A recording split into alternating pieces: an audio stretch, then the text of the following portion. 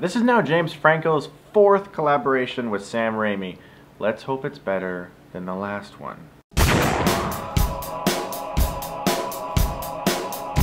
Oz the Great and the Powerful is directed by Sam Raimi and stars James Franco, Michelle Williams, Rachel Weisz, and Mila Kunis, amongst other people as well. It's sort of a reimagining, spin-off, tale, sequel, something or other of The Wizard of Oz. In this movie, James Franco plays a magician, and he has big dreams for what he wants to be. He wants to be this great man like Thomas Edison who invents something or becomes something or in some way inspires people. And he eventually gets whisked away in a hot air balloon off to Oz. And in Oz, they have this prophecy where this one man, a wizard, will come and bring balance to everything. He'll make everything safe, he'll keep everyone protected, he'll use his magic and his ways to keep everyone happy, and he'll be able to keep the bad people away, the evil witches and creatures and whatnot. And when James Franco's character Oz discovers that if he is in this position he will have many riches and many beautiful women at his disposal, he decides, hey, you know what, maybe I'll let him think I am a wizard for a while. Now, I'm a fan of Sam Raimi, and I like his style. He has a really in-your-face kind of style sometimes,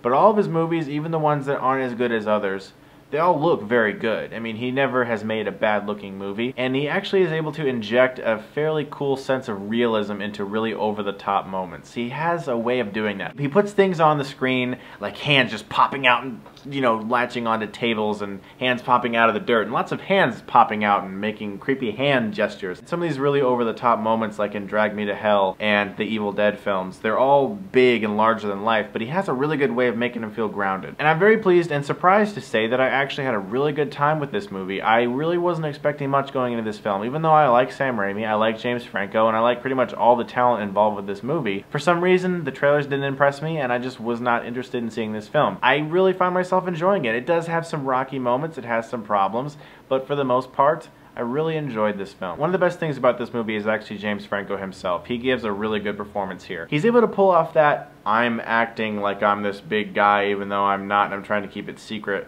without it coming off too cliched. Because, you know, you've seen a lot of movies where characters pretend they are something that they're not just because they want to get ahead in life or whatever. But he does a good job with it, and he's very funny in this movie. He sometimes pops like this humongous grin and it just makes you crack up, you know? And it was cool to see his character mature, the evolution of his character as he realized he had to step up and, you know, be a man. Rachel Weisz is also very good in the film, as is Michelle Williams. Now, Mila Kunis is in this movie, and she has a pretty substantial role. She starts out as this character that like has a crush on James Franco, and she goes other places. If you've seen any of the posters for this movie, you can probably guess, but I'm not going to spoil it for you in case you don't know.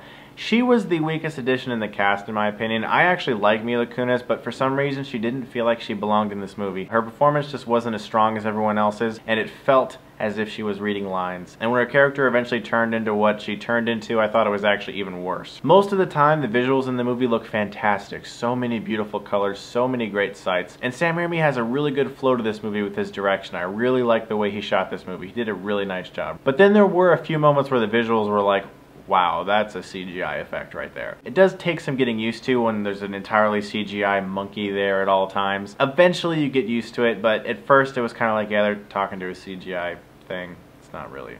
It's not real. Now, something I also really liked about this movie was the addition of this character, this China doll, who is very fragile and could easily break. Her character was so adorable. That is like the cutest character I have seen in a movie in such a long time. Like, she honestly, that character broke my heart. The story of that character, when you first meet her, I was literally just sitting there like, fix her, do it.